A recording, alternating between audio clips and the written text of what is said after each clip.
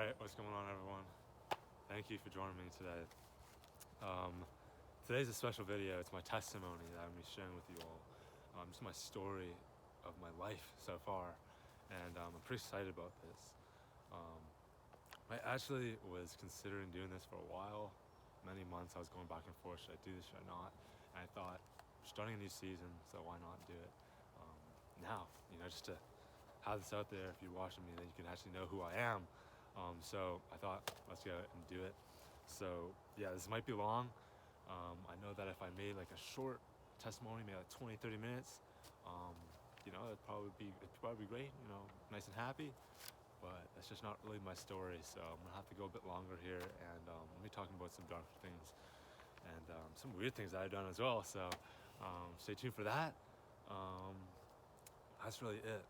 I also have a bit of a script with me, some points, just so I don't forget what to say, because I wanted to put down all the things that I wanted to say, just so I don't forget, because it's a big story, but I'm pretty excited for this, and yeah, let's get started. So, my testimony, my story begins out of the womb. I'm kidding. Well, I guess it does, but really, I don't even remember that much of my early life when I was a kid, when I was like a baby. So really, my life starts, I would say, when I was just like maybe elementary school, right? That's where I started actually remembering things.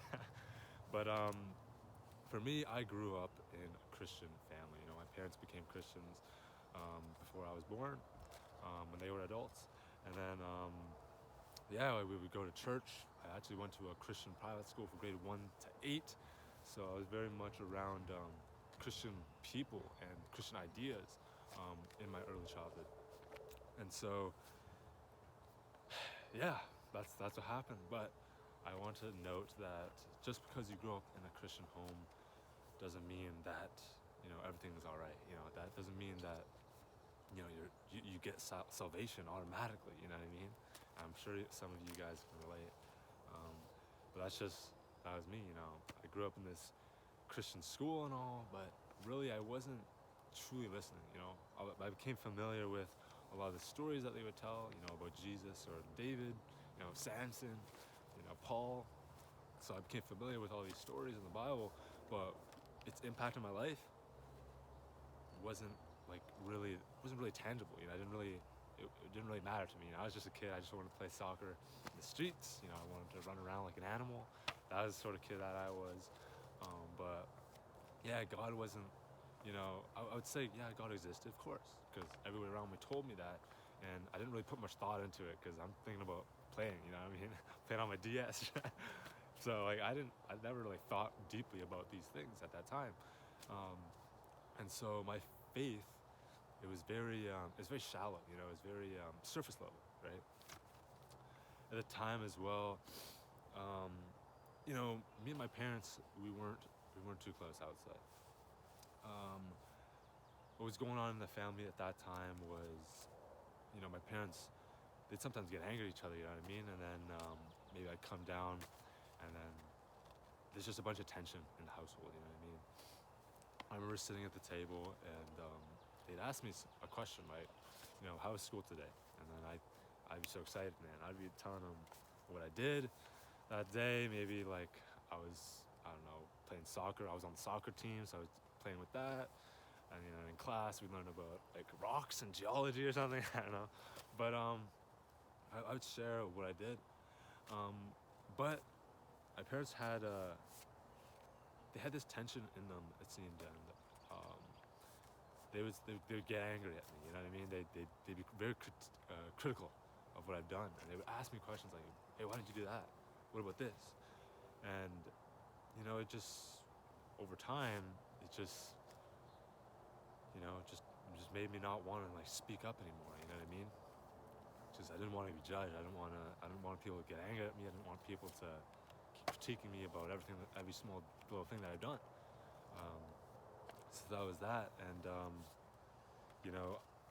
I think that played a big role into my social anxiety. Just not wanting to speak up because I'm afraid to for what people might say about me. You know what I mean? So I started to keep my mouth silent at those dinner tables. I'd go in, I'd eat. They asked me how's school? I'd say it was good, and that was pretty much it. Very terse answers, and I just remember, yeah, a lot of those days, and I just wanted to eat the food, get out of there as fast as possible. I didn't want to be in the house. And that's not to say, like, I'm not trying to bash my parents or anything. I love them, and currently, we're growing a relationship, and that's awesome. I'm really trying to be more purposeful when I'm with them now. But we can say that for later. I'm trying to go chronological here. But at this time, man, I hated them, and I hated the home life. And with school, I was more like I'd say I was more of like an athlete. I loved every sport, loved all those things.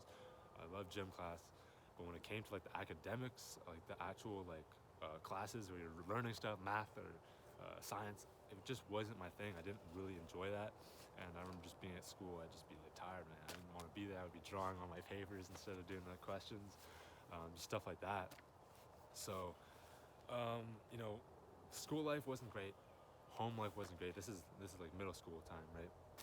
And started getting like depression. You know what I mean? Just really feeling hopeless in life. Just like, I mean, this is like a kid too. Like, I just felt like, man, there's like no hope. Couldn't do what I wanted to do. People like they don't understand me, and that's what I just felt. And I actually picked up skateboarding at that time. It was grade 7. I remember one of my friends, he was skating at school, and I thought that was so cool. So I later got a skateboard from the States, from a Walmart, and I started skating and, just kept on grinding. Because skateboarding was something where, like, no one could judge me, No one's there to tell me what to do. It's very creative. I would say it's like an art, A lot of creative expression is in skateboarding. That's why I enjoy it so much. There's no courts, there's no boundaries, there's no fences. Like, no one tells us what to do. You can do what you want to do. And I thought that was like so sick. So I would spend a lot of time skating. I was so bad at it at first, for a long time actually. But we talk about skateboarding some other time, because that's not the focus of this story really. But yeah, I would skateboard a lot because it was like a gateway. It was a way where I can get away from the world. That's what I used it as. Another thing at this time was I would really repress this anger, that I had towards my parents and life, I guess. I wasn't the kid to like scream at my parents or anything. I would have this silent anger. And so I would repress these emotions. And what happens with that is at some point, it's gonna have to blow up. It's gonna have to come out. You know what I mean? So I actually started doing pranks. Me and my friend, we'd go out and we'd just do pranks. I started off with ding-dong ditches, and then it started scaling. It started scaling to more dangerous stuff. We started doing property damage pretty much. It just got really bad. At this time, because I was so trying to get away from my home life, every night I'd just go outside and we'd just do pranks and just cause trouble in the streets. I remember calling it like street trouble, just like that's what we did. And like I said, since I was trying to get away from home, I was actually really hungry, because I wouldn't eat as much. I'm trying to like get away from the dinner table or whatever. I remember starting to shoplift at this local convenience store that I went to, and just started shoplifting, scaling up, started getting stealing bigger things, really learning how to steal, how to be a thief, how to be sneaky. Yeah, I was using some crazy like magic principles, right? Like bigger action covers smaller action. Some stuff like that would help me to steal better. Eventually I did get caught and I got banned from this place. But hey, we can talk about that another time, because that was crazy. But some other things we did is, there was this small grocery store, and we would throw these bricks, we would throw cinder blocks into the back of these stores where the door was open. We hear like this crash noise, and we'd like sprint out of there because they were like, it was crazy. I mean, we were just, man, this was just like our way to just express ourselves, where we didn't have to listen to anybody. We could just rebel, just do what we wanted, you know what I mean? And that was just sort of my thought process behind why I did these things, and that's why it was so fun. But that was middle school. After that, I went to high school, and man, grade 9, high school sucked. I hated it so much. It's hard for me to tell you like how much I hated high school, grade 9 and 10. It was just really tough. Oh man, I had like seasonal allergies, so my eyes were like super red. I was like sneezing all the time. My nose is dripping all the time. Like I remember like during class, I'd wear like this sweater. It was a Catholic school. had like these sweaters. I didn't have tissues with me, you know what I mean? So I would be wiping my nose on this sweater, and you could see all the marks. Bro, I was an animal. That was me, bro. I didn't have no tissues. I was just a freak, and I just looked like a sick bird. I looked like a freak, man. I was a skinny Asian kid too, so I just looked like a nerd. I was looking stupid. My hair was like weird. I was really self-conscious about how I looked, and I didn't know anything about hygiene, didn't know anything about fashion. So I had the ugliest shoes in the world. I really sharpied them because we had to have black shoes in the uniform, but I didn't have those. So I would sharpie them. It looked so ugly, but I really didn't care. You know what I mean? Like, because yeah, just that wasn't my like thing, I guess. I care about skateboarding. You know what I mean? All these other things, like, who cares? But yeah, I was a freak, man. Dude, I had that social anxiety that I developed, right, from early life, right. It moved forward in high school, so it was really hard just to talk to people. I remember, man, it was just tough just to like say people's names, and for the longest time it was, and we'll talk about that later. But yeah, it was just tough to talk to people. You know what I mean? I had some friends though; they were great, but for the most part, I was pretty alone. And I remember getting bullied by some people too. Not too crazy, luckily, thank God. But I remember that, and yeah, it's just like trying to survive. This didn't have too many friends, and just I felt really lonely, felt like an outcast. I felt like an outsider. Just like didn't fit in anywhere. I didn't fit at home, didn't fit in outside of school, didn't fit at the skate park, didn't fit in classes, in school, whatever. And it was just tough. I remember, yeah, but I didn't want to share this, but man, I was like eating in the flipping washroom, bro, for some time. That's it was, because I didn't have too many friends, and it was just like so awkward. It was just way too awkward for me to just like go up and talk to someone. So I remember like eating in the washrooms for a bit. That was like, yeah, that sucks to think about it long, but it wasn't too bad. I didn't have to eat there too much. Soon enough, I was like, what the flip am I doing, bro? And we just go to the calf and we just go talk to people or go outside or something. But some other things. This is some weird things that I've done, right? I'm just like being super honest with you all. But all the pent up anger that I had, all the depression, all of this stuff in high school, I just hated everything. I remember, literally, I would go to the washroom and I would literally pee on the ground, bro. I literally pee on the flipping wall. There's literally a pipe there, and I would pee into this pipe, bro. Oh my gosh. And I remember this teacher came in, like my own teacher came in while I was doing that, and they're just, didn't even notice, bro. That was crazy. But yeah, I was like an 8. Man, like I literally pee on the flipping ground, bro, like a flipping monkey, bro, like a dog. And I remember like destroying soap dispensers and the toilet roll dispensers. I'll destroy everything. Just because I need to rebel. I had this energy, I had this anger. I had to like release it somehow. And I also was doing vandalism. Oh my gosh, I would get these markers and stuff, and I would draw on the stalls. Bro, I literally draw balls, bro. Like, who flipping does that? I know some kids do that. I don't know why we do that, bro. I know some of you have done that. I don't know why I did that. I did it anyway, though. Oh my god, that's a freak, bro. Like, there's no reason for me to do that, but I would do it anyway. It didn't make any sense. I would also flipping write swear words. I would say F you. So someone's like sitting in the stall, they just see that in front of them. Man, I just hated everybody, bro. I did some other crazy things. I don't know if I should say some of these things, like, oh my gosh. I forgot what's it called? It's nah, I won't say it. Actually, I will. But this is crazy, bro. You know the Captain Underpants, the little book? I remember reading it, and one of their books, it talked about a prank that the kids were doing, where they put these ketchup packs underneath the toilet seat, so that when someone sat down, it would explode. You can guess what I did. I'm not gonna say anything further than that, bro. I was a freak. But yeah, I just remember writing a bunch of swear words on the wall. I was just so angry. And one time, bro, I was like, I hated life so much, bro. I hated the school. I hated the teachers. I hated everybody. I hated everybody. I hated everything. And I can't like stress how much I hated things in life. I had so much hatred and anger. I remember after class one time, I went into the stall. Nobody was in the washroom, and I just screamed at the top of my lungs. I screamed F Xavier, bro. Like Xavier's like the school name, bro. And I just screamed that so loud. And then I remember hearing my friend. He's like somehow snuck into the washroom, bro. He's like, I heard you, Jamie. Bro, that was crazy, man. So like, yeah, I was an animal. But I love that story so much. It's just, I thought that was so funny, just screaming like F Xavier, really at the top of my lungs. Yeah, but I was such an angry kid. I remember punching lockers until like my knuckles would be bloody and stuff, and I would be screaming like in the halls. Like if there's nobody around, I'd be just scream. Like I was just so angry. I had this so much anger in me, and I remember some people would sometimes see me like, and they'd be like, "Oh, yo, you okay, bro?" Like they see me punching the lockers, and then I just wouldn't like. I wouldn't even like say anything. I would just put on like my hood, just like walk away. But always wearing a hood, like get the flip. I thought that was cool or something. Just wear a hood. Just not smile. Just don't look at anybody. What a freak, bro. Bro, but academic-wise, bro, I was a freak as well, man. I sucked.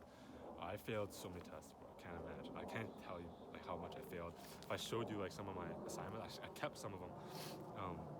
And they would just, the teachers would just berate me, like saying like, yo, why didn't you listen? You literally did the opposite of what we told you to do. It's so crazy. But I remember failing so many tests. I was in this pre-IB program, so it was like a bit higher. It was like, it was a bit harder than like the average, the normal like classes. But I was like, I wasn't made for this, bro. Like they would put literally questions that we didn't even learn about on the test, like that were worth like like a quarter of the marks or something.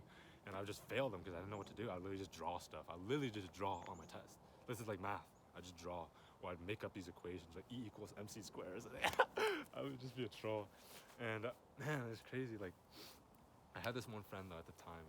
I don't know if she's watching this. She probably isn't, but she's a legend, bro. We would fail these tests together. We'd sit in the back of the class and be laughing because we'd just be like, bro, what is going on? We didn't understand it. And everybody else was super smart in the class. And I just felt like an outsider there. But with this girl, she was my friend. No, we were not like romantically involved or whatever. It was just a friendship. She was awesome. She probably thought I was a freak and like a stupid kid anyway. But she was like the kindest person. So yeah, she helped me a lot in that time, bro. Like just getting through it because life sucked. And she was like, it's a glimmer of hope, you know what I mean? But bro, I remember doing some of these final exams, and I would literally one time I literally was like walking to class, like I was acting like I was drunk or something, because I was just acting drunk. I would have like this can in my hand. I was like just like act like I didn't sleep at all. I just like didn't care. And I remember my friends would come up to me like, "Yo, did you study for this test? Did you study for the exam? How you feeling?" And I was like, "Yo, I didn't study at all, bro." I just like I just like, "Yo, does anybody have a pencil? I didn't bring anything." It's like an 8, bro. Wasn't prepared at all. I didn't study for these tests. Still passed though, because I was cheating a lot, bro. But that's another thing. You're using the little, this plastic eraser thing. This is a secret hack. There's plastic eraser cases. I put papers in there with all the formulas. They wouldn't even check that, bro. I would sneak that under my test. I'd look. What a freak, bro. Don't do that if you're in school though. Don't be like me. Be honest. Maintain your integrity. You know what I mean? But don't be like me. But for me, I'm just trying to share with you guys that I did not care about school. I did not care about life, bro. I was just an ape. I was literally an ape. And the teachers were also like, they fed into this as well because they were not even nice. I remember they would share the scores, like of the test scores after they marked it. They put it on the wall, and they literally show off my score. And I would literally have the lowest one every single time, and everybody was like, "Yo, that's you," and they would make fun of me. The teachers would make fun of me too, bro. The teachers are like apes, bro. Like, what are they doing? I remember this guy gave back my exam that I did so bad on. And he literally told me, this is like in front of the class, everybody's listening. He's like, "Hey man, I think you should think of doing something else. You're not really good at this, man. Like you're actually you're struggling, and you should think of doing something else next year." I was like, "Bro, what the flip?" But hey, yeah, I forgive that guy. It is what it is. I was a freak anyway, but still, that hurt. As a kid, I was so angry with this guy, man. Cannot tell you enough. So this depression, this anger was growing. I was feeling hopeless, feeling like out of place everywhere I went. And I was just rebelling in every class I could by screaming in class. I made a whole video on this. I would literally scream "yo" or "710" or like I would say "sir" when the teacher's like a female, or "ma'am" when the teacher is a male. Bro, it was flipping crazy. I would just be such a nuisance in class. But that was me, bro. It was crazy. But backtrack to grade 6. So I was talking about grade 9 and 10 just now. But backtrack to grade 6, I have to tell you something that I was doing at the time. And something that I found on the internet, bro. Look, when I was in grade 6, I remember a lot of people around me would talk about sex. And it was sort of like in a secretive way, like, oh, this is like weird, like this is sort of bad. We can't say this in the open. But I would hear that, and I was thinking like, what are they talking about? You know what I mean? One day, it was like in the middle of the night. I remember, because I had no clue anything about this stuff. Like, and neither did I really care the longest time until people like were talking about it so much. So obviously, curiosity, right? Curiosity kills the dog. But I remember in the middle of the night, I snuck downstairs in the house, and I grabbed this iPad that we had, this clunky old iPad, and I went into this flipping washroom because I thought, hey, if someone flipping catches me, I'll just say that I was like taking a dump or something in the middle of the night. So I remember opening this iPad. I was thinking, I gotta figure out what these flipping people are talking about, yo. I gotta figure it out. And I remember thinking like, I'm gonna search up what a naked girl looks like, because I didn't flipping know what that. I didn't know, and it's like I shouldn't have known, but I was an 8, so I wanted to figure it out. And I remember like typing this in, naked girl, and then I stopped myself before pressing search, because I was thinking like, yo, what am I doing? This is crazy, like, oh man. And so I X'd it out again, and then I thought like, yeah, I can't see the real thing. I gotta see like a cartoon version of it. So you know what I searched in? I searched in such a down bad moment. I searched a naked anime girl. I didn't even know what anime was. I just heard of it. I just knew it was like sort of like a cartoon type of thing. I know it's not cartoon, but like, you guys get what I mean. It's like a drawing. It's not real, not like a real person, actual pictures. So I searched that up, and bro, and then I looked at those pictures. I scrolled through them. I remember feeling like, what am I looking at, bro? Like, this is crazy. And I X'd that out real quick. Went back to bed. Didn't think about that for like months. You know what I mean? I just left that because that was crazy. You know what I mean? So I knew it, so I don't have to look it up anymore. But man, over time though, I went back to that, and I looked it up again, bro. Naked anime girl. And I would look at these pictures, and eventually you get into like the real stuff, right? And then you look at real pictures, and then I look at like GIFs, and you look at like you get to actual like porn sites. And I remember looking at the first time I saw like one of those sex scenes, bro. I was like, what the flip am I looking at? So I X'd that out so quick. But eventually you get curious and you look at it. And yeah, that's been a struggle for me. That's been a bigger struggle. It started off so small and it just gradually got worse and worse. I remember I'm on one of these sites, and I'm like page 17, page 18, next, page 20, trying to find the right video. You know what I mean? And that's just so disgusting, man. Like, if you go on the sites right now and you look at some of the things that, like the titles or the thumbnails or whatever, they are absolutely like, they are actually nasty. Like, that's so disgusting. And but that's like, it became normal to me. You know, you just keep doing it enough times, keep gradually increasing, and like, but it just becomes normal, and you don't think much about it. Started masturbating too, and yeah, bro, that was what I did. I was just a freak. But porn is stupid.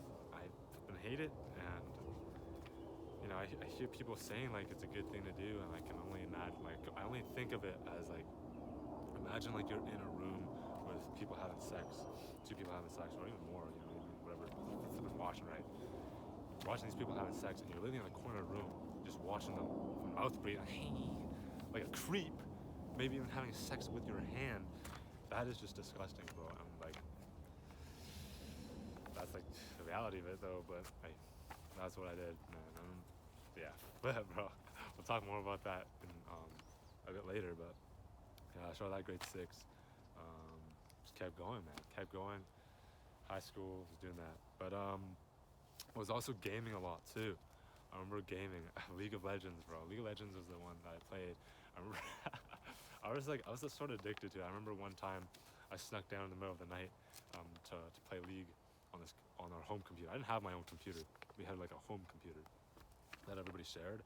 And I remember like the clicking for League is so loud, like you just have to constantly like click your mouse. I guess it woke up my brother. He came down. He's like, "Yo, what are you doing, bro?" He like caught me red-handed. So I remember flipping. I was like, whatever. He just went back to bed. I just kept continue playing. It's feeding, and then after the game, I would like swear at everybody, telling them, "You suck, you're crap," and then like reporting every single person, my team and the enemy team. That was what I did. I was such an ape, bro.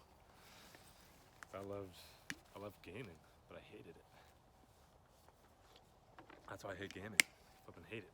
'Cause I felt like it was a waste of time. I just wasted my time gaming because I had nothing else better to do. You know what I mean?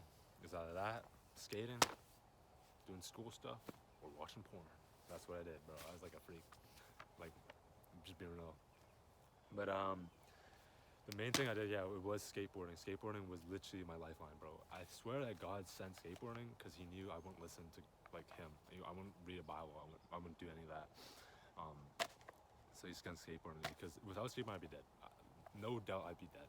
Skateboarding was what kept me going in life. You know what I mean? I would go through this school day just flipping hating everything. I remember like just wait till the end of the day and go skate. You know what I mean? That's all I cared about. And yeah.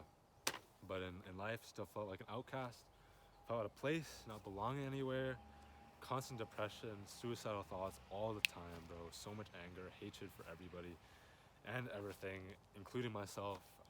Yeah, life was just crazy. One thing I did want to talk about was youth. So my church had a youth group, and I remember in grade 9, my parents were like, "You should go." And I remember just despising it. I did not want anything to do with God. I grew up like this church. I grew up in a Christian school, and yet I'm here. I just don't want anything to do with it. And yeah, I just didn't care, didn't listen. I remember just going there, just hating it, just being an ape. Wouldn't talk, wouldn't contribute, just being a freak. But we had like this conference at the end, like in the summer. So after grade 9, we'd have this week-long conference called Momentum. And we have this annually, so we'll talk more about that later as well. But this Momentum after grade 9, I went there, did not want to go there. Parents forced me to go, and I wasted it, bro. All I did was skip the lessons, skip the sessions, ate a bunch of trash, managed to do every meal like a freak, and just didn't care, didn't listen about Jesus, nothing. I did not care. I think I even, I didn't say it, not think, I actually did. I relapsed, bro. I really watched porn and masturbated at a place, at a conference where it's about God and you're supposed to like commune with God and you're like trying to be like super pumped up. I didn't care. You know what I mean? I literally didn't care. So you get the idea of who I was, bro. I was a freak. The Momentum after grade 10 though, so we were talking about all about like grade 9 and 10 so far, right? So after grade 10, there was another Momentum. And what was interesting about this one is that I was a bit more open-minded, all right? This grade 10 year sucked. And I shared you some of the stuff that I did. I hated life.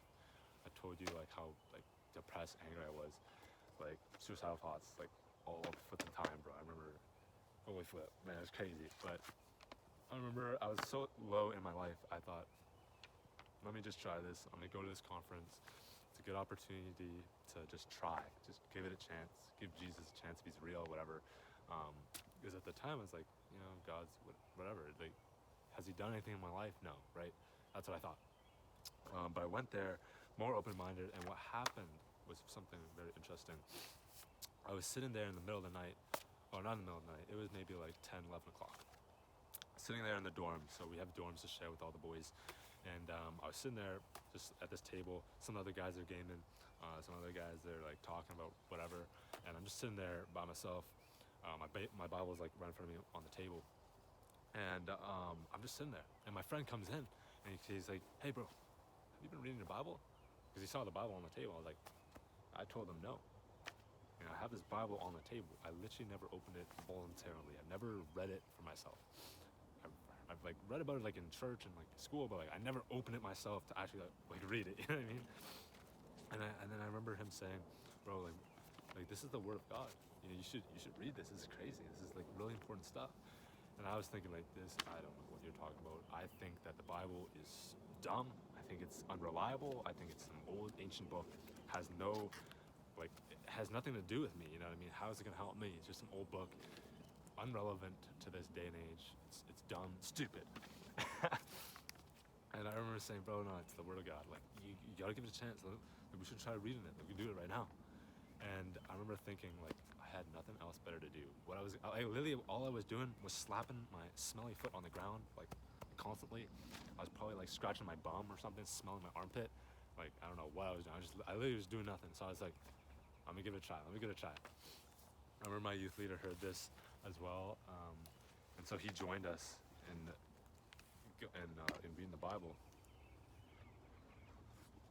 And so we went to the stairwell. I remember very vividly, this stairwell, it was like a white stairwell, concrete, sitting on the ground. It was dusty, like dirty, like cold ground. And we just open up our Bibles. My youth leader, he gives me like this green highlighter. I actually have like some of the highlights in my Bible still, like, which is crazy. I can like act on that. But he's like, yo, here, take this. If you find anything interesting, go and highlight it. And I was like, okay, sure, let's do this. And my friend, he's like, yo, so we're gonna start the Bible. You've never read it like much before. Let's start off with Matthew. And that's where like this is the good stuff. Like I remember thinking like, okay, Matthew, okay. I think it's like Jesus was in it. It's cool. So of course I opened my Bible, not to Matthew, but I opened it up to the table of contents so I can find the page number to find Matthew, because I didn't have a clue where it was. Found Matthew, and he's like, yo, turn to chapter 5. And I see Beatitudes, and he's like, yo, this is the Sermon on the Mount. This is like some like Jesus's like most incredible teachings. And I'm thinking like, okay, I'm gonna give it a try. I'm here already. Let's be open-minded. And yeah, we started reading, and I've been like, I was so amazed by this, which is crazy to me. This doesn't make any sense. I was so amazed by this book. Spent years like being so angry at God, not believing in him, living my own way. And here I am being so amazed at this old book. Like, what was crazy is that I kept on reading this book over and over again. Sorry, not over and over again. I kept reading every single day until I finished the Bible a year later. And so that moment is like a key moment, because that my friend didn't come up to me and like help me read, I would never read. I would never be here today. So that was awesome. That was a crazy story. I think God, the Holy Spirit, like moved me to open my eyes to actually see these words and like be just so amazed and like learn from Jesus' teachings. And so after grade 10, this is like sort of like an amazing point in my life, bro. I actually switched schools. So I was so high. I was so pumped. I switched up schools. I was so happy. It was like a new beginning. So I went there, and I had a lot of social anxiety, bro. I still had social anxiety. It was hard to make friends. Seasonal allergies made me look like I'm like stoned or something, like a freak. I'm sick all the time or something. I had a lacrimal fistula. I still have one. If you don't know what that is, basically it's like my eye continues to like tear up excessively for no reason. That's why I keep wiping my eyes. If you see me in real life, I wipe my eyes like constantly, because it just literally tears up for no reason. And so I just look like I look like a weirdo. Another thing is in my Invisalign, bro. Oh my goodness. I had Invisalign. If you don't know what Invisalign is, it's sort of like braces. It's like this plastic thing that you put in your teeth, pretty much. But yo, Invisalign is so hard to make friends, because literally they put like this weird metal thing on my tooth, and it made me look so weird. So I would not open my mouth. I wouldn't talk to people. I wouldn't smile, because I was so self-conscious about it. I was thinking like, people are gonna think I'm like stupid or something. Like what? Like I'm wearing this like flipping weird thing on my teeth. So that was me, bro. I hated Invisalign, bro.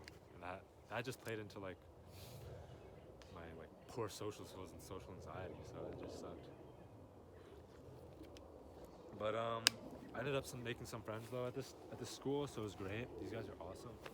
Love them. And since that momentum and like the Bible reading, I tried to apply Jesus' teachings and Solomon's wisdom, because I would read Proverbs all day, bro. I would always read Proverbs. I remember you can ask like my friends; they knew like Proverbs. Like I love Proverbs. I remember even in math class, the teacher would teach the lesson. This is grade 11 or 12. The teacher would teach the lesson. After the lesson, I'd literally whip out my phone and I just read A.W. Tozer. If you don't know who that is, search him up. Read Knowledge of the Holy, Pursuit of God. I just read that in class. I wouldn't do any of the math questions. None of the homework. I just read the book. That was like so good, man. Totally worth it, bro. I still passed that class with stellar grades. Actually, not that stellar, but like, it's pretty good. It's pretty good. I was pretty like focused. I was pretty disciplined. But yeah, I remember just reading A.W. Tozer in class, and I was on it, bro. Yeah, I loved how there was a skate park nearby the school too. So I would just skate before school, after school, during school, bro. I love skateboarding, man. I just wanted to become a pro skateboarder. Like, you know what I mean? Like, that's all I cared about. It was just like God and skateboarding. That's literally it. I was growing closer to the boys at youth. This is like grade 11. I had to set an example for them. I stopped watching porn because like the flip am I watching porn and like, Jesus is here telling us all these things. So I was like, man, get this out of my life. So I stopped watching porn at that time, half a year, and then I relapsed later, but we'll talk about that. Peed off some roofs. It was fun. But at school, what was tough was that people were really worldly, you know what I mean? And so me trying to live out like a Christian life now, super pumped up about this, learning about Jesus, all that. People were really worldly. And so it's hard to connect with them, right? You know, most people are like smoking, doing drugs, talking about sex, doing all these things, going to parties. And it's like, I don't really want to do any of those things, you know what I mean? So I still felt like an outsider, I felt like an outcast, felt lonely throughout high school still. And even at the skate park, I remember I made like some good friends. These guys were great, but I still had this disconnect because I couldn't fully like be with them because, you know, the fun that they had was, you know, taking drugs. You know, the fun they had was doing all these crazy things, and that's just not what I was interested in. You know what I mean? I did try smoking. I did do that a bit. Thank God I wasn't addicted, because if I was, but that's just another problem. So thank God I did not get addicted. I tried that stuff out, and yeah, I was a goofy kid. So don't do it if you have the choice to do it or not. Don't do it. It's like there's no point. But yeah, I remember many days just at the skate park, many days and nights just like skating, just training alone because I didn't have too many friends, right? And at school, wasn't academically interested, bro. I get good grades, but I didn't care about those careers. Like, just like none of them interested me. Like, I didn't feel like, I just felt like all these jobs that they offered is just like, they just don't fit me, you know what I mean? And I was stupid, so I never even knew that many jobs because I never looked them up. All I was skateboarding. So people would say, "Oh, I'm trying to do this after school." I just nod my head because I'm like, I have no clue what they're saying, bro. I don't know what a doctor is. I'm kidding, but I don't know what the flip your jobs are. But that was me. Like, I just cared about skateboarding. That's all I thought about. That's all I cared about.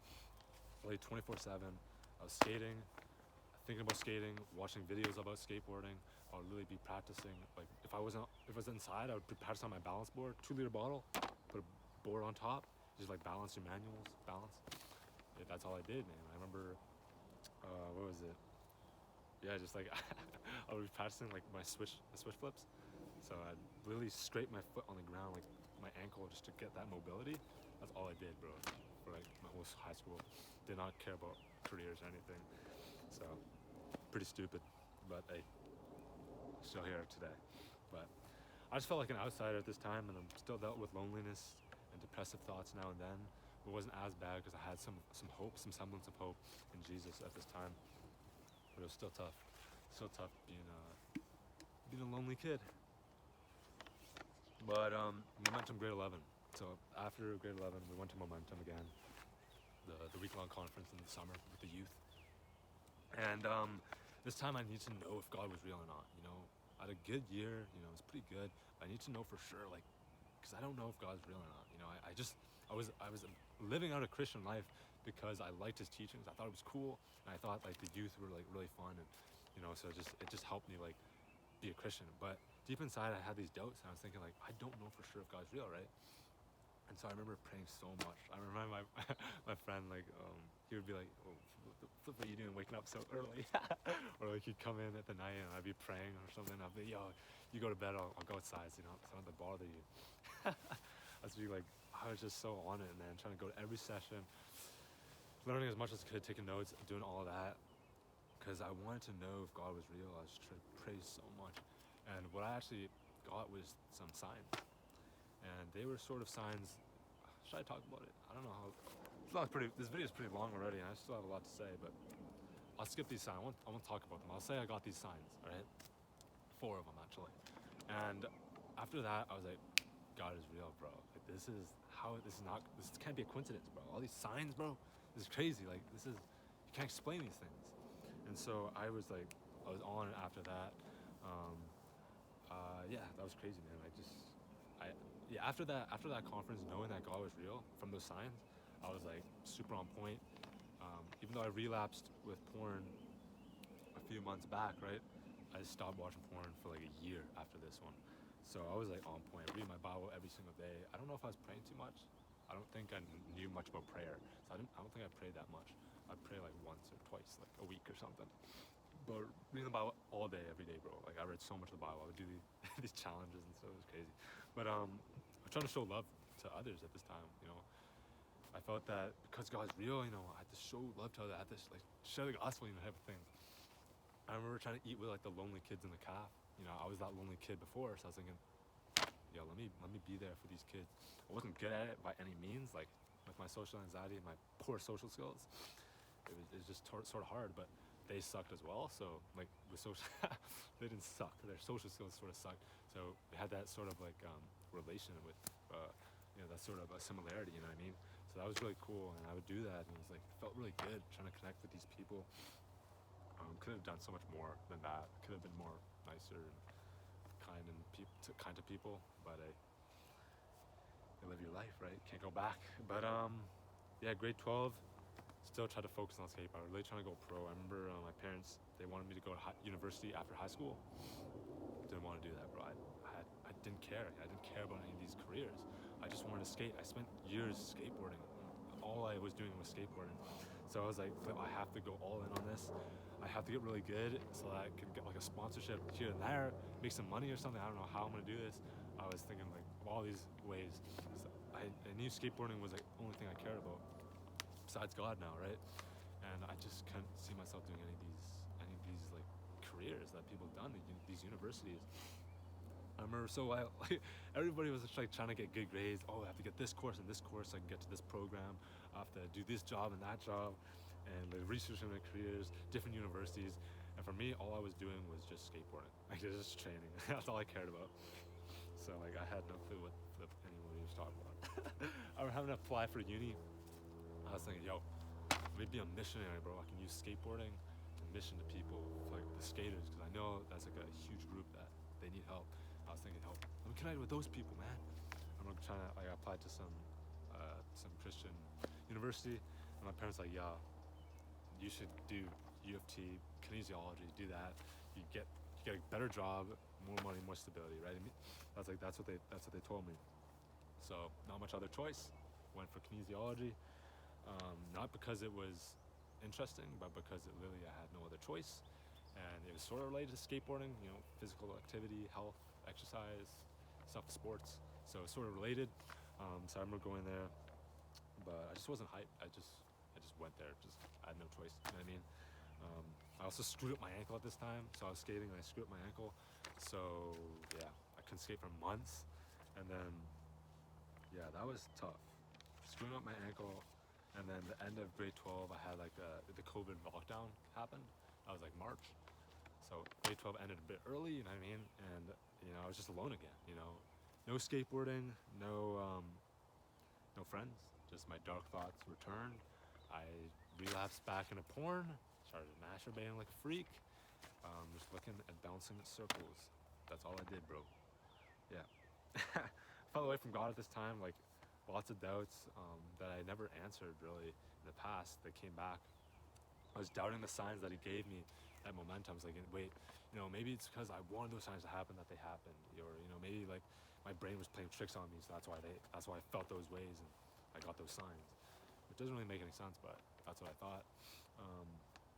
But yeah, I started to hate God at this time, man. Started falling away really quickly. Just trying to do what I wanted. I think porn plays a big role in that. You know what I mean? Porn's like one of those things. You just get sucked in, bro. You get sucked in, and it's like the one thing you think about. Um, it's like a spider on my bag, sorry. But yeah, I remember flipping, man, just a lot of porn, dude. What a freak. Um, and yeah, just that, I feel like that also like pushed me away from God more, feeling more shame, and then because I wanted the pleasure, I would say like, yo, maybe God's not real, so I can do that. You know what I mean? Just to like, make excuses. Um, Started to hate God. I remember my family watching online church because of COVID, and I'd be so angry, bro. I'd be so angry when I heard like the worship songs. Whenever someone talks about Jesus, I'd be so angry. I just wouldn't want to talk. Didn't care about that stuff. I had this silent anger, so I wouldn't scream at them or anything. Try to act like, you know, respectful. But in my mind, bro, in my heart, I was so angry. I hated these worship songs. Like it was insane. Like I saw some like demon stuff going on, like some dark forces. Because the amount of the level I hated hearing anything that has to do with God was insane. But yeah, like worship was literally like a pain to my ears at that time. It was crazy. Um, Fast forward though a bit, went to university. First year, my parents told me to join my brother's Christian fellowship. So my brother's like 2 years older than me, and he had this fellowship that he went to, and he's like really involved there. And like at that time, it was changing his life. You know what I mean? For me, I was like, I don't want anything to do with it. I told my parents, I'm too busy with school, so I can't go. Even though, in my heart, I was thinking like I just didn't want to go because I didn't want anything to do with Jesus. You know what I mean? So there was that, and I remember some of the journal entries I wrote down at this time, they were so dark, bro. It was all about anger and hatred, like so many like suicidal thoughts all the time, feeling hopeless, alone. I actually burned them because they were so dark. They were like so negative. Like the negativity was out of this world. Like that was just me. Like that was running through my head all the time. It was just so negative. But yeah, I also remember researching a lot of worldviews at this time, um, aside from Christianity, trying to see if like, oh, is Christianity right? Christianity wrong? How about these other things like atheism? How about like science? So, like, how about Islam? How about Buddhism? You know, all these different worldviews. You know, and where was I? Yeah, what I found was that every worldview seemed like they had so much evidence pointing to their worldview as true, as truth. So I was like, what the flip? How is this possible? How is everybody saying that their thing is true? There can only be one truth, can there not? Like that, there can only be one truth. How can like all these contradicting ideas say that their thing is true? So I thought in my head, it was like, I can't trust these humans. And I also hated them, right? I hated everybody, I hated everything in life. So I was like, can't trust these people. They're dumb, they're telling me lies. So I had to find this out on my own. And so my journey of exploration began. And before I found the truth, I decided I have to find myself. And so I would go into the woods every day like this. That's why I still film in the woods, just to, still part of me. But I would go into the woods in solitude every single day, walk around, do all these things. Started learning about survival skills, wilderness skills, so I can stay in the woods for longer. Learn about meditation to train my mind. Worked out, challenged my body like into like discomfort and pain and suffering, because I thought like this is how I can like find my true self. You know what I mean? Some of the things I did, just one of the things off the top of my head, was I literally sleep on the ground. I just sleep on the ground, like it's just like uncomfortably, like just like on the ground. It's just so uncomfortable. I wear this small blanket over me. I was like cold all night. But I thought like if I go through more suffering, like I'd learn more about myself. I'd push myself past like my boundaries. Which there is truth to that, but we can talk about like self like later sometime in another video. But that was what I was doing. I also systematically overcame porn addiction. And I say systematically because I had this whole system. I can share about that in the future. But what was interesting was that I was relying fully on my own strength. And we'll talk about why that is a problem later, because, yeah, you guys will see. But I stopped watching porn, masturbating, because I thought, I can't do that. That's pleasure of this world. I will not listen to the world. I will not listen to the modern day and age. I will, like, you know, become a primal animal. You know what I mean? So I just like only the necessities and try to improve my life and reach self-mastery. That's what I was thinking. Let me get some water. I was learning more about myself though, but it seemed like I I wasn't really getting any closer to the truth. I still had these dark thoughts I still struggle with. Had no friends because of COVID lockdown, because I didn't reach out to them. I was an ape. But I was alone. I was lost in the world. Didn't know what I was doing. And I remember I would go to university. Everyone seemed like they knew what they were doing, you know. I would ask people, and like they would be like, "I want to do this after school. I'm trying to do this. I'm trying to take these classes. Yo, what are you trying to do?" And I literally had no idea, because I spent my whole high school skateboarding. I never thought about careers. I never thought about past that. I thought skateboarding was all I cared about. Everything, that was everything to me. And so, you know, I just didn't fit in. You know, everybody has these life paths, and I just feel like I'm lost. You know, I have no clue what I'm doing, and I just felt so screwed. I still sort of am, I guess. But hey, it's cool though. We're slowly getting through that, but we can talk about that in a future video as well. But all the normal careers, they just didn't seem like they fit for me, and I just felt so lost in life. You know, nothing's gone right. Everything I've tried, I failed with. I have nothing in my name, no achievements, nothing except number 1 in hurdles in grade 8 or something. Made like the record in my whole flipping thing, but that was crazy. But other than that, I was a nobody. I literally had no achievements, did nothing good. Literally, I have no status, nothing. And I remember writing my journal that if I died, it would literally be better for the world. You know what I mean? No one would miss me. It would be better if I wasn't there, because of, you know, I'm just like a burden to other people, I felt. And I felt like I was just a waste, man. I was literally a complete waste. I was just causing more problems and hurting people. Even though I guess I wasn't really with too many people this time. I said I was lonely. I really didn't go out of my home. Didn't meet anybody new for like the longest time. But I just felt like this would be better if I was gone, you know. I should have just died. And just had those thoughts really, really often. So in a time of fleeting hope and just like in a rut, man, I remembered a verse in the Bible, and it said that you will seek me and find me when you seek me with all your heart. That's Jeremiah 29:13. I thought that when I recalled that verse, I was thinking like, yo, why is there an alarm? That's crazy. But I remember thinking, I was like, maybe I haven't found God. Maybe it just never worked out because I never seeked him with my whole heart, like all my heart. Maybe I gave him 50% or 70%, or maybe even 99%, but I never gave him my full heart. And I remember thinking like, that's probably true. I always had skateboarding to do, you know what I mean? So I wasn't, like, my heart was in another way. I was always thinking about these other things in life, so I was like, I wasn't truly like trying to like seek God and honor him and live for him, right? So I was thinking like, man, this verse is crazy. I think I'm onto something. So I gave it one last chance. If I didn't find God this time, then whatever. I had nothing to lose anyway, literally. If there was no God, I'd still try to grow and make my way towards self-mastery. I still have this like anger and like a depression within me, because knowing that life's like it's pointless, it doesn't matter. There's nothing further, there's nothing more to life. I just like live a life of like anger, depression for the rest of my life. And so, like, at the time, I'd given up some of my pleasures. Like I said, I was training myself. I was like really disciplined, but I still had this gaping hole within me that was eating me away. And so I remember planning a journey to figure this all out. I was like, this is my last straw. I'm gonna figure this all out. I'm gonna see if God is real or not. And if not, then who cares? But I'm gonna go for it. So some of the thoughts at the time, let me actually get out my journal for this.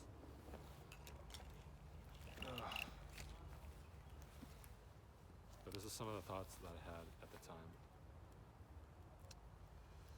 So I'm just gonna read literally straight from my journal. So at this point in my life, I was thinking like, I'm trying to like seek God with all my heart. So I'm gonna give him a chance, right? So I'm actually gonna like read my Bible. I'm gonna be praying now. I'm gonna just try.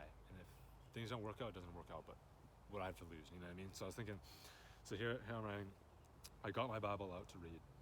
James spoke of, come near to God and he will come near to you. And humble yourself before the Lord and he will lift you up. I want to know God, and these verses here make it look so easy, but I forget Revelations 3. He will spit you out if you are lukewarm. There must be a problem then. I am lukewarm in the past, and I need to delight in and fear God all the times, so that I'm then able to come near to God. This message that was shown to me on this 3-night solo excursion is truly a blessing, and the Holy Spirit is showing me this path. I can't just become an ultra Christian and know God overnight. It takes time like any relationship. I must have faith and be steadfast in my time to come. Thank you, God, for enlightening me on this adventure and slowly bringing me closer to you day by day. May you purify me, cleansing me of evil, so that my heart can be filled with the fruit of the Spirit, which can flow through me and out by my words and actions to those around me. That's actually pretty freaking legendary. Give him a chance. Give God a chance. That wasn't the end of that journey though. This is the key moment that changed my life, and I'm just gonna read it, like what happened. I'm gonna redact some things, but this is what I wrote in my journal. I was praying on a rock by the river, and I just poured out my heart to God. I told him my desires, my thoughts, everything. I started to pray about knowing God. I don't even really remember everything, but I looked up and I saw this sign, a sign from God. I'm not gonna say what it was, but we'll keep it at that. I was overcome with emotions, cried and mourned, tears of weakness and joy. God listened to me, a sinner full of doubt and wickedness, and he saw me, answered my prayer. I sat crying in the true presence of God. My words can't describe fully what happened, but he made himself known to me. The creator and Lord of all took favor in his lowly servant. That was crazy, bro. Let me read one more thing from the Bible that I wrote this down. This is after, it's like a day after. I suck. I am the worst of sinners, weak, stupid, and selfish. You guys get that one through my story. Always returning to sin, of no status in the world, a joke and a piece of waste. Yet God loved me so much and saw me in my weakness. He noticed my yearning heart, my tears and choked up words. You, Lord, are my everything. I will always worship you. I don't deserve your grace and love, but you give it to me anyway. I will boast in your name forever. I will not falter, but stand firm. So, that was me, bro. That was like an incredible journey, and that changed my life. Like, it really changed my life. I remember that time because, yeah, that was flipping insane. I lived my life this whole way, right? And just sinning, doing all these bad things. And now, like on this rock, I literally pray and then God answered me. And I was flipping blown away. Like, it didn't make sense. Immediately I thought, like, what am I doing? Why did I just ask for this thing? Why did I just like praying for this and that? And to show myself, like, you have to show me. Nah, this is God. This is the creator of the universe, right? This is an all-powerful, like, the God of the heavens and the earth. And I'm praying to him like he has to answer me. And so I was like, I remember just like being on that rock. I was like, I couldn't even look up, and I was just crying for like a long time. Because it just didn't make sense to me. I was like, bro, I should not have done this. God, I'm sorry. Like, I don't know why I'm asking you all these things. I'm literally like a worthless sinner, bro. I've done nothing in my life. I've done nothing, like literally nothing in my life. And here you are. That you like have compassion for me. You're listening. And they respond to me. And that was just like, yeah, that was legendary, bro. Like, that was crazy, bro. That's sick. I'll never forget that moment, and I can't even really explain like it like fully on camera, but like, yeah, from then on I was a bond servant of Christ. Still made many failures. I mean, like, I failed a lot of people. I screwed up a lot of things, but I'm still learning. I have a growth mindset, internal locus of control, just trying to like, learn from my mistakes, don't dwell on them, and just try to learn from them. Past is in the past. I'm trying to move forward, and that's just my mindset. Yeah, but there's one lesson that was left that was important for me to learn still, that I wanted to share. And man, this is crazy. One of these days is after I was like born again. One of these days I was battling a temptation for like hours, bro. So I was on my bed trying to sleep, and like for hours and hours I was being bombarded by these temptations to go back to watching porn and masturbating. I literally like I remember hours and hours just went by just fighting, and eventually I relapsed. Eventually I got on my phone, did the deed, you know what I mean? And I still remember the video that I watched too. It was so unnatural, you know what I mean? Like, it wasn't a sex scene or anything. The girl she wasn't even naked. It was just like her with her camera, but it was sexual. I remember just flipping watching that. I remember like, yeah, after I did it, was sitting on the ground, just like my back to the wall, and I just like sat there. It was like 2 a.m. in the morning. Sat there for a couple hours, just thinking like, what am I doing? Like, I was so confused. Like, bro, this is so dumb. Like, I gave my life to Jesus, you know, by the river. Did I not give my life to God? Did I not tell him, like, I'm gonna do everything for you now? Like, you literally show me all this. You still love me through all I've done, and here I am going back into my own sin, like that dog that returns to its vomit. Like, that's what I was doing, and yeah, it's like crazy because I told him I'd never go back. You know, I was like, I'm not a Christian now. Like, I'm standing for my faith. I'm strong. Yeah, I go back so I can spill my seed looking at pixels, bro. Like, that's what I was doing. That's literally what I did. And so over time, I had to learn to truly believe the gospel, that God still loves me no matter what. You know what I mean? The gospel is not works-based. And we are so sinful that we literally try to work for our salvation. Like, look around, like, the people and yourself maybe. But we literally try to work for our salvation. We're like, yeah, there's no God. Like, if I do enough good deeds, like, I'll be saved. But bro, that's not it, bro. Like, if I look at my own past, I've done everything bad. I've done nothing good in my life. So without God's grace, I'd be damned, bro. I'd literally be damned. I'd be done. But it's because of his grace, of his free gift. It's not something that we work for. It's literally his gift that he's given to us. That is why I'm saved. And that is the gospel. That's insane. That doesn't make any sense. I'm sharing my story right now. Like, I'm telling you guys what I've done in my past. Like, some really, like, I had a stupid past, bro. I've done nothing good. And here I am. I'm like, being saved. How does that make sense, bro? But God loves us, bro. That's crazy. I also learned that I'd keep falling into sexual sin if I kept relying on my own strength.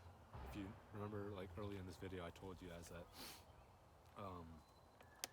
I was relying on my own strength to overcome it. I learned now that I cannot rely on my own strength. I literally have to rely on God only, because there's nothing good in me, bruh. There's nothing good. And even though I was born again, I still struggle with the flesh. You know, Paul in Romans, he talks about how he doesn't do what he wants to do, but what he doesn't do, what he doesn't want to do, he does. You know, he's literally doing, like, sins and stuff. Like, he's battling the flesh, even though he doesn't even want to do it. There's, like, these two parts of himself, and that became really clear to me. That there's this part of me that wants to indulge in these pleasures, and then there's one that wants to, like, honor God, and it's like a battle every day. And yeah, I have to kill the flesh every day. You know what I mean? Like, every single day, I'm gonna have to battle. And yeah, because it's just because of what Jesus done for me on that flipping rock by that river, bro. It's crazy. Like, my life is not my own; it's his. And now I have to live for him. So after the relapse, I thought of Jesus. Yeah, after that relapse, I was watching that porn and stuff. I remember thinking about Jesus, and I remember, like, thinking, like, man, if I died, I'm going to heaven, and like, Jesus will be there. You know what I mean? Like, maybe we're like in a line or something, like, going up one by one, and it gets to my turn. And I see Jesus, he's like open arms, bro. He's like ready. He loves me, and like, he's like, I'm waiting for you. I've been waiting for you this whole time, bro. And I just think back about what I've done in my life. Like, I've really indulged in all the pleasures of this world. Every time that I've sinned, I'm really saying no to him and thinking that this is better than you. Like, I know better. I know what's best for myself. Like, thousands of times I've relapsed on porn, bro. Thousands of times. That's thousands of times saying that, God, you're not good enough. I don't really trust you. I think that what I believe in this moment will give me more fulfillment. And that's just porn. Like, think about all the other crap that I've done in my life. all the sins, all the anger, the hatred that I've had for other people and for myself and everything in life, all the rebellious things that I've done. And I'm thinking like, Jesus still loves me? Like, how does that make sense? I deserve literally death. And Jesus there is like with open arms, like ready to, that's like so great, man. That's like something that's like, it doesn't make sense to me, and it's like a prodigal son moment, you know what I mean? So, yeah, but that was crazy, bro. Apart from him, apart from Christ, I'm a stupid kid. I'm actually a stupid kid, bro. I'm a waste of oxygen, and I've done things I'm not proud of. And, you know, this story exposes me as like a waste man, a loser. Like, I'm worthless, a troll by the world's standards. I've done nothing good, and even now I have nothing. But yet I have everything. And so I'm a fool for Christ, bro. I'm all for him now, all in, bro. Because you guys see my life, I've done literally nothing, I've achieved nothing. All my life I did things to be filled without success. And now giving up everything in my life, I am now fulfilled fully in Christ. And I sound stupid saying it. I know I'm gonna get like a lot of hate. I know a lot of people are gonna think like this guy's a troll. But you know, it's gotta happen. You know, he must become greater and I must become less. And you know, if you've watched this far, I hope that you understand that this story, my testimony, is not even really about me. It's about Jesus. Because I've showed you guys I've done literally nothing. I've done all the bad, but it was God that did everything. And he's worked through me, and all those little moments in the past, I just never noticed.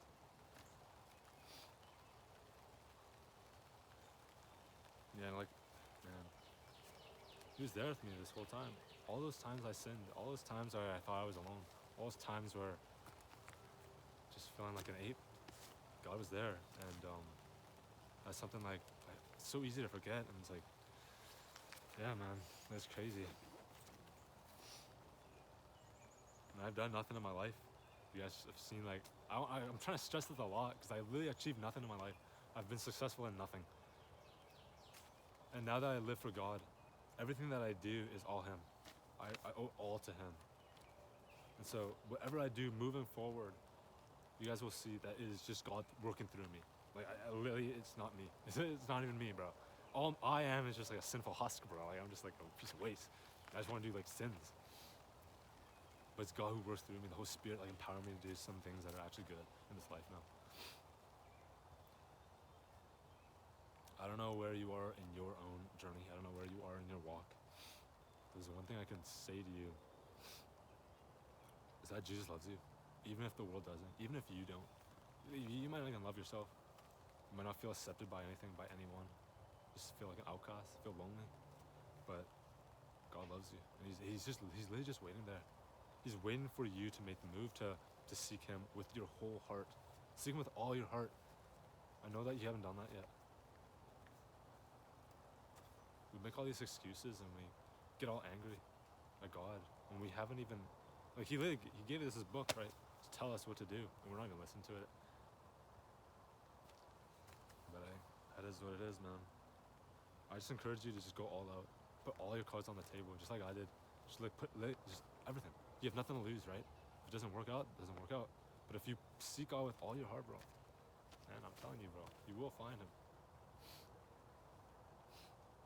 And we live our lives like knowing that, like thinking we know what's best for us, but we don't. And I'm not saying like following Jesus will fix all your problems. It won't. But what is good, what is hopeful, is that through all the problems you will have, Jesus will be with you. And just that's a lot of power, man. I think that like a humble and lowly life, like live to serve Christ, is better than any of like the riches, the pleasures, the success that this world offers without him. And so, yeah, man, I just want to share like this story and like the gift of his salvation, like sharing with you all like that I didn't deserve this, but because of what Jesus has done for me, Like, I live now as a bondservant of Christ. And what a bondservant is, in the Old Testament, you'd have these servants, and after 7 years, you'd have to release them. That was like by God's law. You release your slaves. But if those slaves want to continue being a servant, then you get them to the door of the house, and you get an awl and strike it through their earlobe, because now you're shown to be bondservants. They want to be servants. And that is me for Christ. So Paul uses that term as well. And I say I'm a voluntary. I'm a slave, bro. But I want to do this. It's not like I don't want to do it. This is all I have, bro. This is everything. This is amazing. So please take my words to heart, man. Please just try.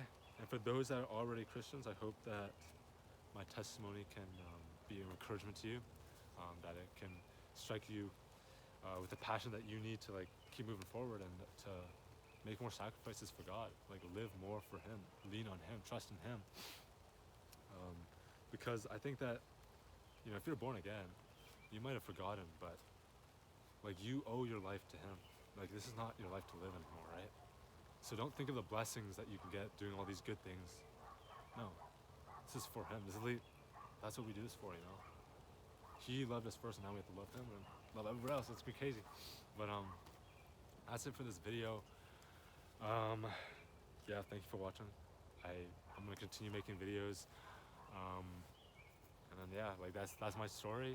I hope that it was helpful to you.